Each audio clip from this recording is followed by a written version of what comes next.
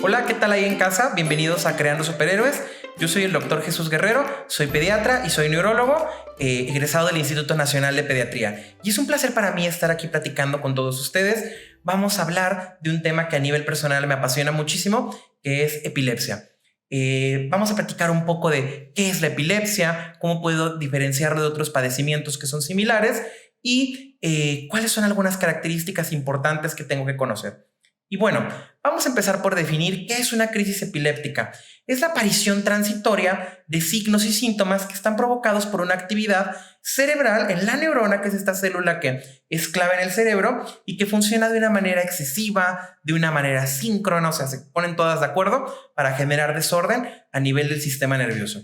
Y bueno, aquí es muy importante para mí explicarles que no todas las crisis epilépticas son motoras. De repente estamos muy familiarizados con la idea de una convulsión como un proceso en el que el paciente cae al suelo, en el que el paciente tiene estos movimientos tónicos de exceso de contracción o estos movimientos clónicos donde se sacude, pero tenemos crisis epilépticas que son muy diferentes. Por ejemplo, tenemos crisis epilépticas no motoras que se caracterizan por eventos de miedo inexplicable, se caracterizan también, por ejemplo, por llanto no justificado.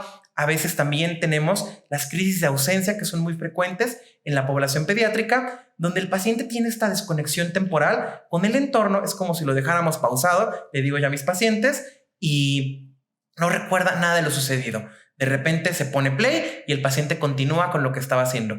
Y pasan muy desapercibidas y el gran problema es que, uno, pueden afectar el aprendizaje puesto que el paciente pierde periodos importantes de atención o pueden confundirse con otro tipo de trastornos diferentes.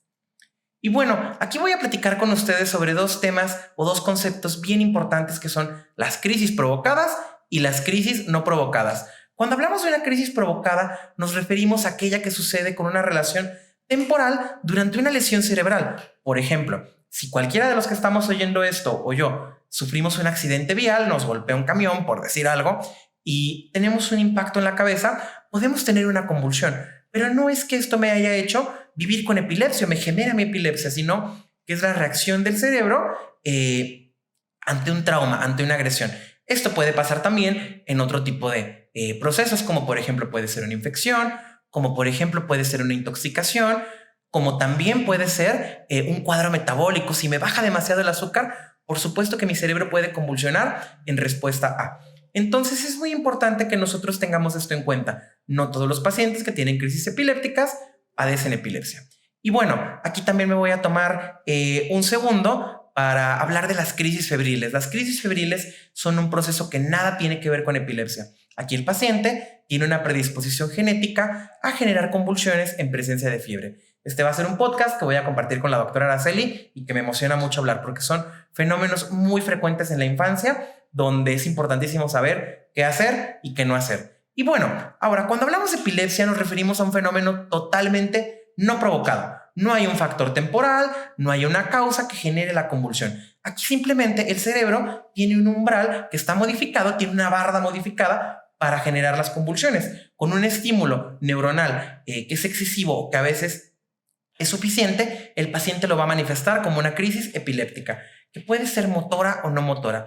Y eso es bien importante de mencionar. Ahora, ahí en casa, ¿cómo puedo hacer yo el diagnóstico de epilepsia? ¿Cómo el neurólogo le va a decir a usted si su hijo padece de esta enfermedad? Lo primero, podemos hacerlo si el paciente ha presentado 2 o más crisis que no han sido provocadas por algo. ¿Y por qué la ILAE, que es la Liga Internacional contra la Epilepsia, que es como nuestro regidor, nos pide 2 crisis separadas, aquí es muy importante mencionar, por 24 horas, para poder descartar este factor temporal? Si ustedes llegan conmigo a la consulta o con cualquiera de nosotros en SIN con una crisis, podemos preguntarnos si no fue un fenómeno provocado. Por ejemplo, que al paciente le bajó el azúcar, que tuvo un golpe, que el paciente se intoxicó con algo. Entonces tendremos que ser muy cautelosos y apoyarnos de otros recursos como la historia clínica y el electroencefalograma para poder definir si tu pequeño o pequeña tiene epilepsia. Cuando son más de 2 crisis que están separadas, por ejemplo, con meses de diferencia, la probabilidad de un factor temporal de que algo lo esté ocasionando es baja. Entonces podríamos hacer el diagnóstico de epilepsia.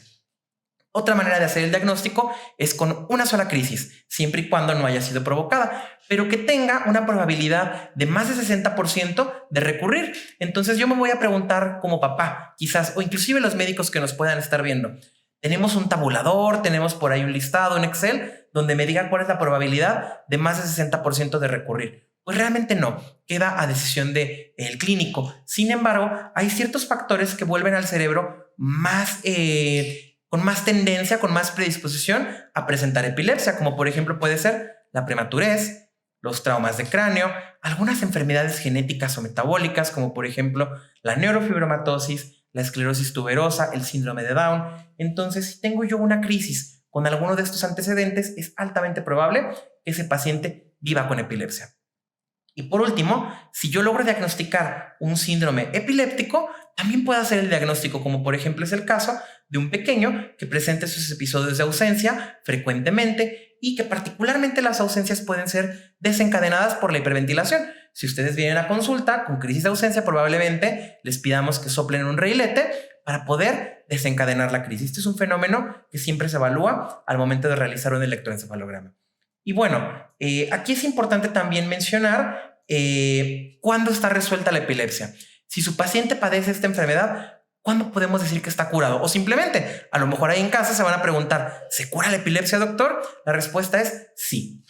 Lo primero que tenemos que conseguir cuando hablamos de terapia en epilepsia es que el paciente deje de presentar crisis por 2 años. Esto con tratamiento, evidentemente. Aquí en SIN vamos a seleccionar el mejor tratamiento de la gran oferta que tenemos de medicamentos para esta enfermedad para cada paciente, puesto que les voy a platicar muy brevemente. No todas las epilepsias responden adecuadamente a todos los medicamentos. Si hablamos, por ejemplo, de crisis de ausencia, tendríamos que hacer mención del valproato de magnesio, del etosuximida, podríamos también intentar la motrigina. En cambio, si hablamos de una epilepsia mioclónica, hay medicamentos como el levetiracetam que funcionan de manera muy apropiada. Pero si hablamos, por ejemplo, de algunas epilepsias focales, la oxcarbazepina y la carbamazepina funcionan mejor. ¿A qué quiero llegar yo con todo esto? A que la terapia tiene que ser realizada y seleccionada artesanalmente para cada uno de los pacientes. Se escoge el mejor medicamento con los menores efectos adversos y se individualiza para que al paciente le vaya mucho mejor. Y recordemos que hay medicamentos que pueden exacerbar la convulsión. Entonces, abusados, tenemos que abrir mucho el ojo al momento de seleccionar un medicamento. Y bueno, si hemos logrado la libertad de crisis epilépticas y si hemos conseguido que el electroencefalograma haya normalizado, podemos intentar el retiro del medicamento. Allá en casa a lo mejor se van a preguntar ustedes, ¿lo quito ya? La respuesta es no. Lo que tenemos que hacer es, así como lo vamos a iniciar gradualmente, tenemos que descenderlo gradualmente y ustedes requieren un acompañamiento en todo este proceso. Entonces es importantísimo que lo hagamos juntos. Yo siempre hablo con los papás y le digo, somos un equipo de 3, el médico, el paciente y los papás, para lograr el máximo resultado y la mejor evolución para su pequeño o pequeña ahí en casa. Cuando tenemos libertad de crisis por 5 años sin medicamento y 10 años ya sin convulsiones, podemos considerar que la epilepsia está curada o resuelta. Sin embargo, este paciente va a tener un alto riesgo de convulsionar. Entonces, es importante que siempre que acudan al médico o al especialista, lo comenten para que lo tenga en cuenta. En procesos como, por ejemplo, cómo seleccionar anestesia para una cirugía. Y bueno, me gustaría tomar estos minutos que me quedan para platicar con ustedes sobre 2 temas muy rápidos y muy importantes. ¿Qué hacer en una crisis epiléptica? ¿Qué tengo que hacer? ¿Cómo ayudo yo? Primero les voy a recordar que 1% de la población general de nuestro país vive con epilepsia. Y bueno, ¿qué sí debemos hacer? Lo primero, vamos a colocar a la persona en el suelo gentilmente. Recordemos que no todas las convulsiones ocurren con el paciente en el piso o con el paciente cayendo. Hay pacientes que tienen crisis y están parados o están sentados. Lo colocaremos en el suelo para evitar que se pueda lesionar. Lo siguiente, si su paciente como yo usa lentes, quítenselos, puesto que de repente en las convulsiones motoras el mismo lente, el armazón o el vidrio puede lastimarlo. Entonces, si ustedes le quitan los lentes, ya están ayudando enormemente a prevenir una lesión. Algo importantísimo, tenemos que poner de lado a la persona en esta posición que llamamos posición de seguridad para evitar que si el paciente llega a vomitar, ese vómito se vaya al pulmón. Entonces lo vamos a colocar de ladito como si estuviéramos durmiendo así. Podemos pasar su rodilla, acercarla al abdomen para que sea más fácil posicionarlo y eso va a evitar complicaciones agregadas. Tenemos que despejar la zona del cuello. De repente es frecuente que en los chicos y chicas el uniforme escolar incluya corbata o incluya algún tipo de objeto que obstruya la vía aérea, hay que retirarlo, ¿sale? Hay que asegurar también el área y retirar objetos peligrosos. No es lo mismo tener una crisis epiléptica en la cocina o, por ejemplo, en la calle, que tenerla en un cuarto seguro o en la sala. Entonces es importante asegurar la zona del paciente. Papá, y en casa, si la convulsión o si la crisis epiléptica, mejor dicho, dura más de 5 minutos, es una urgencia y tienes que llamar a una ambulancia, ¿vale? Y tienes que buscar el servicio médico. 5 minutos es el punto clave. Ahora les voy a voltear un poco el tema. ¿Qué no hacer en una crisis epiléptica? Y he encontrado en mi práctica clínica que es más frecuente que a veces, queriendo ayudar, terminemos estorbando un poco o terminemos perjudicando al niño. Les voy a platicar qué no hacer y me gustaría mucho invitarlos a que compartan este video si conocen a alguien con epilepsia, para que papá, mamá y el entorno sepamos cómo ayudar y qué no hacer para complicar al paciente. Lo primero, no tenemos que intentar detener o limitar la crisis epiléptica. Es frecuente que de repente los abrazan, los quieran sostener, déjenlos que convulsionen. La gran mayoría de las crisis epilépticas se van a autolimitar solas en un periodo de 5 minutos o menos. Entonces, denle chance.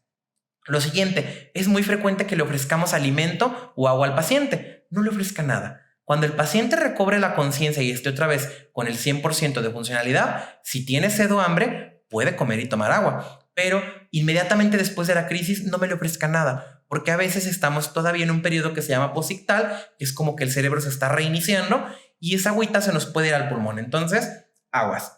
Importantísimo, y esto yo creo que es lo más común. No coloquemos ningún objeto en la boca del paciente. Es muy frecuente que de repente le quieran sacar la lengua, le quieran meter los deditos en la boca para evitar que se asfixie o que se lastime con los dientes. Para nada. Es más complicado que ustedes introduzcan algo en la boca, puesto que pueden generar que se obstruya la vía aérea y que ahí sí el paciente tenga un paro respiratorio. Entonces, no metamos nada a la boca. La boca es una zona que tenemos que respetar en esta situación. Lo siguiente, no tratamos de despertar al niño, no lo sacudimos, no le echamos un baldazo de agua, nada. Tenemos que únicamente acompañarlo. Esto es importante también y es algo que he platicado con mis familiares que vienen a consulta. Es frecuente que ustedes sientan cuando el paciente está convulsionando que está muriendo. No pasa nada. La gran mayoría de las veces la crisis, como ya les dije, se va a autolimitar y se va a resolver sola. Entonces, no hace falta que den masaje cardíaco o respiración de boca a boca. Especialmente, 1, si no estamos capacitados para hacerlo, y 2, si no tenemos la certeza de que el paciente está en paro cardíaco. Porque pasa muy seguido que de repente se asustan, que es entendible, es una situación que genera mucha angustia, me le dan masaje cardíaco y me le fracturan una costilla, o le dan respiración de boca a boca y terminamos por generar que se asfixie. Entonces, lo más importante siempre va a ser mantener la calma. Y por último, para cerrar, no debemos de dejar solo al paciente. Entiendo que de repente vamos por el celular, vamos a pedir ayuda, pero lo más importante es que no lo dejemos solo. Si de plano no tenemos el celular a la mano, corremos, lo tomamos, regresamos con mi paciente y lo estoy acompañando. Recuerden que a pesar de que es un episodio que es estresante, que de repente es abrumador, la gran mayoría, voy a insistir, de pacientes que tienen una crisis epiléptica va a resolver solo.